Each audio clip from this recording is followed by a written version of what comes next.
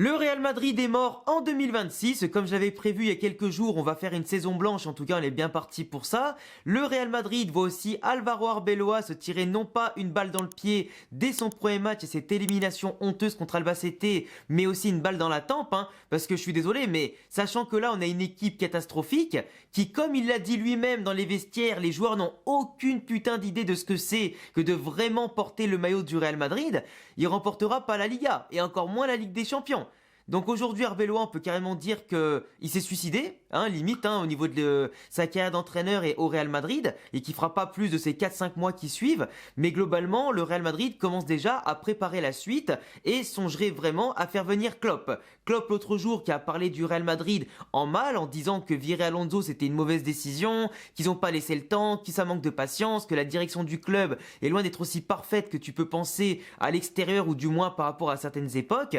Il a directement critiqué le choix du Real en souhaitant bien sûr le meilleur à Alonso en qui il voit quand même un gros potentiel et qui j'espère pour ma part reviendra un jour au Real Madrid avec une nouvelle direction qui lui fera plus confiance après que celui-ci prendra plus d'expérience ailleurs parce qu'il mérite d'avoir un meilleur vestiaire beaucoup plus humble avec moins d'ego et moins de gamins et de réussir en tout cas à gagner des trophées en Espagne et encore plus au Real Madrid. En tout cas c'est ce que je lui souhaite un jour, d'avoir une autre chance comme Zizou et Ancelotti, même si eux de base avaient gagné quand même des choses avant de revenir. C'était pas pareil. Mais globalement, Klopp, qui pourrait peut-être reprendre du service entre la sélection allemande et le Real Madrid, ça dépendra ce qu'il prendra cet été 2026, mais si c'est pas Klopp, honnêtement, je sais pas qui, tu vois. Parce que là, aujourd'hui, peut-être même aller au pire un Thomas Tuchel s'il venait à quitter l'Angleterre après la Coupe du Monde, mais même lui, tu vois, il y a tellement de choix, mais tellement de bourbiers actuellement, que aucun coach ne voudrait venir remplacer Arbeloa en cours de saison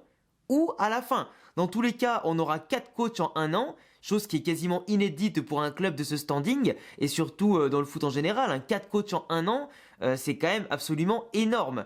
Montre preuve d'instabilité, comme si on était le Manchester United, en tout cas version espagnole, et c'est clair que autant la direction est fautive que simplement les joueurs. Aujourd'hui, la faute est partagée, même si je donnerais quand même plus tort à la direction pour avoir fait des mauvais choix, des mauvaises priorités, ne pas donner au coach ce qu'il demande. Quand tu vois que Ancelotti demandait à l'époque un numéro 9 qu'on lui donne pas, quand tu vois qu'à un moment donné, on veut pas lui donner un milieu de terrain, mais à Alonso non plus, on lui donne pas les milieux de terrain pour remplacer Kroos, bah forcément, de brique en brique et d'étape en étape, ça pouvait que mal se passer. Si tu construis pas bien la base de ta pyramide, de ton immeuble et ton édifice, ben c'est pas en ayant 50 étages, 60 étages que tu auras zéro risque que ça tombe pas, tu vois. Si les fondations sont pas bonnes, ben ton immeuble il va puer la merde et sera brinque-ballant au moindre coup de vent, tu vois.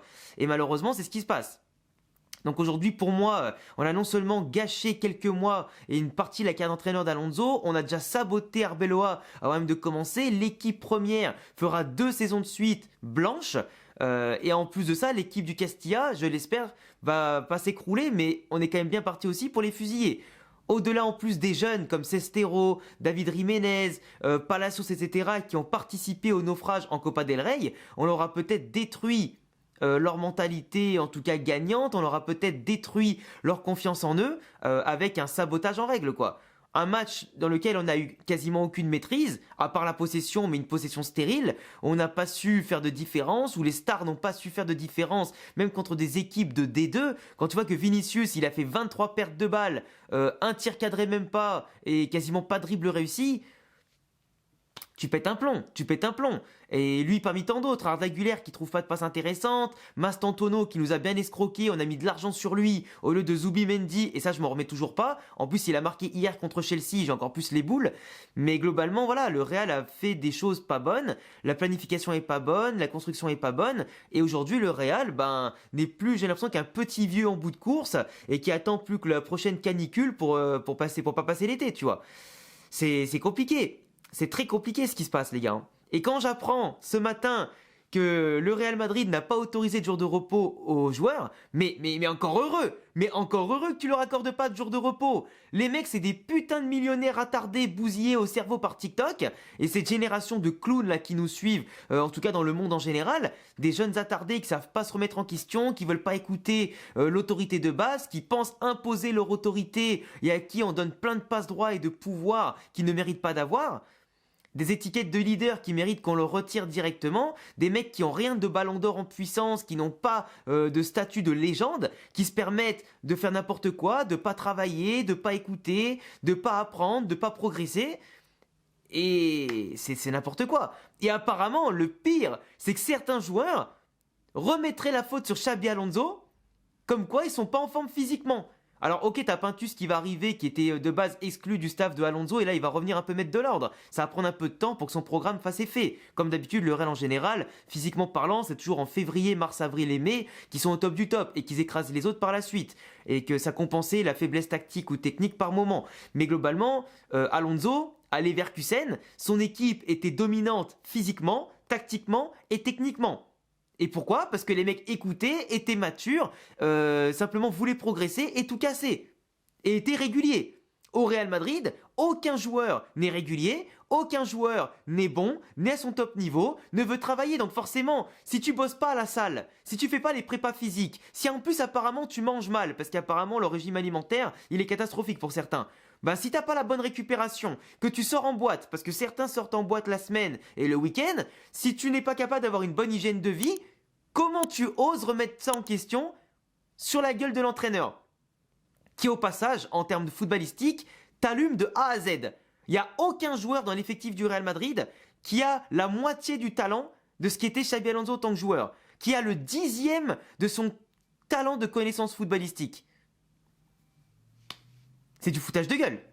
Non mais concrètement, il n'y a aucun joueur aujourd'hui qui peut le regarder dans les yeux, regarder son palmarès et lui dire je suis meilleur que toi. Impossible, impossible. Et pourtant les mecs ils osent, hein. Et ils remettent toute la faute sur lui. Pourtant c'est pas Alonso qui était sur le banc hier. C'est pas Alonso qui a fait la tactique hier. C'est pas Alonso qui vous a empêché de jouer hier. C'est pas Alonso qui vous a entraîné avant-hier. Et vous savez c'est quoi le pire?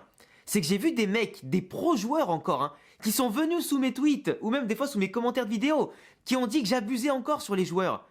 Mais je le répète, on a des putains de millionnaires pourri gâtés, qui veulent rien faire. Moi, si c'était moi, ils iraient à l'entraînement, mais sans être payés. Je leur couperais le salaire pendant au moins 2-3 mois. Parce que les mecs bossent pas, ils ont pas de résultats. Donc pourquoi tu les payerais? Parce que tu les payes pour qu'ils bossent et qu'ils fassent leur travail et ramènent des résultats. S'il n'y a pas de résultats et qu'ils bossent pas, bah t'as pas à les payer normalement. Moi je vous dis, on est dans un monde de fous les gars. Un monde de fous. Où des gens, mais je vous jure, passé la vingtaine d'années, on donne le droit de vote à des gens, on autorise des gens à parler en vrai et sur les réseaux, mais à des gens qui donnent les pleins pouvoirs encore aux joueurs et qui protègent encore les joueurs, qui vont encore dire que c'est la faute que du club et en plus de l'entraîneur. Mais les joueurs, pas du tout. Genre les mecs savent pas faire 3 passes, savent pas cadrer une frappe, savent pas dribbler des mecs de 2ème division qui en plus sont relégables pour l'instant et potentiellement en 3ème division. Mais c'est normal. C'est normal. On dit mais Cristiano, les Ramos, les Benzema aussi, ils ont été humiliés en Copa del Rey. Et pourtant eux on leur dit rien. Ah mais si on leur a dit des choses. Ah mais si on les a sanctionnés. Mais eux derrière, ils ramenaient des Ligues des Champions, à l'appel. Alors certes, ils ramenaient pas beaucoup de Liga. Et c'est une anomalie un petit peu. Mais il y avait quand même une autre mentalité.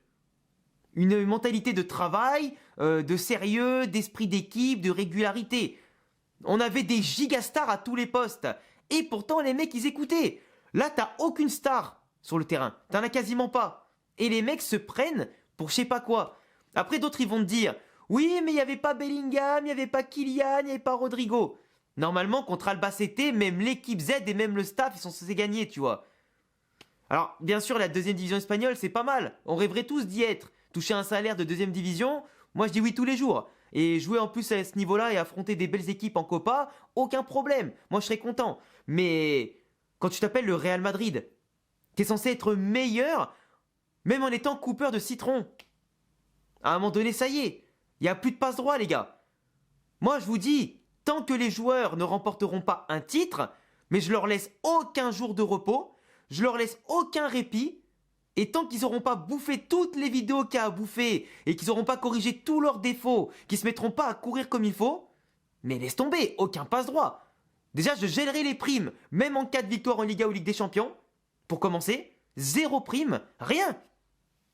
Et je ferai déjà une belle liste en rouge des noms que je voudrais dégager cet été.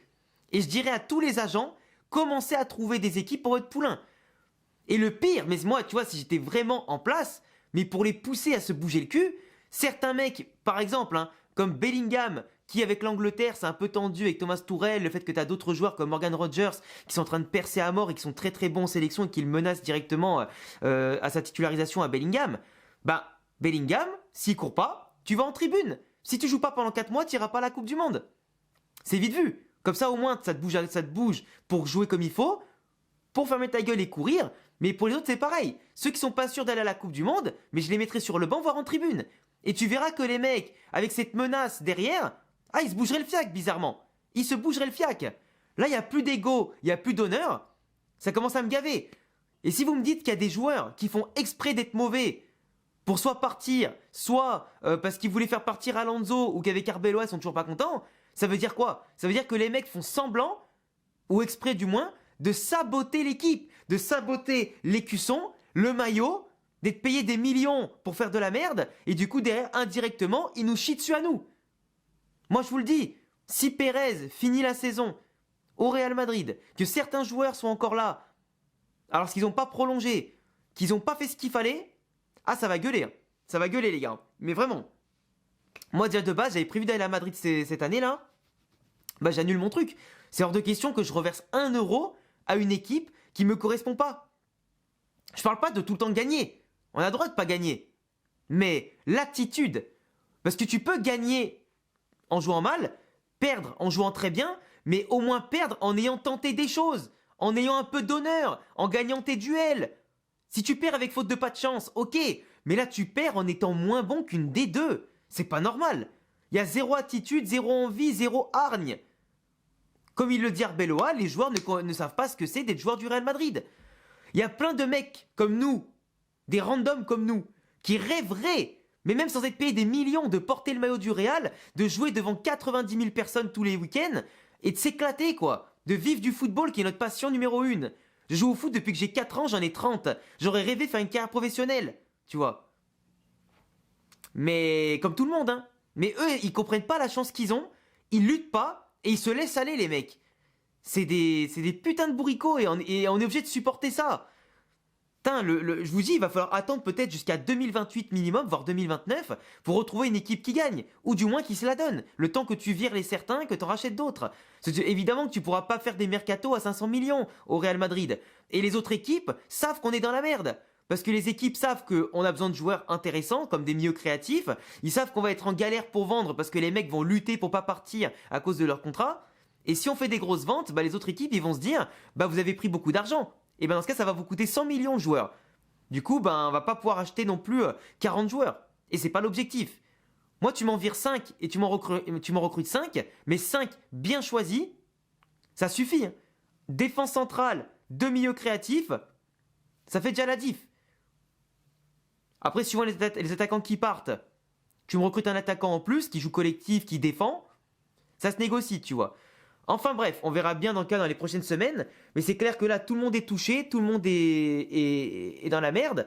On verra bien ce soir si je débriefe le Barça contre l'équipe de D2 ou D3 qu'ils affrontent, mais le Barça, ils sont partis pour faire le triplé. Hein. Là, je vois personne pour les arrêter, copain. Parce que Bilbao sont nuls, l'Atlético, vous connaissez contre le Barça, c'est de la merde. Et après le reste, t'as encore le Betis éventuellement sur un match qui peuvent le faire. Mais après, dès qu'il y aura les allers-retours en demi-finale ou quand il y aura la finale, mais je compte pas voir le Barça perdre, c'est impossible. Donc c'est soit le Barça au prochain tour, ils se tapent une grosse équipe et ils perdent, soit ils vont aller au bout et c'est fini. Parce que sur 2 matchs, ils sont imprenables en Copa del Rey. Impossible, tu vois. Enfin bref, dis-moi ce que t'en penses en commentaire de tout ça. Abonne-toi, booste la vidéo. Et je vous dis à très vite pour de prochaines vidéos. Merci à tous. Ciao, ciao.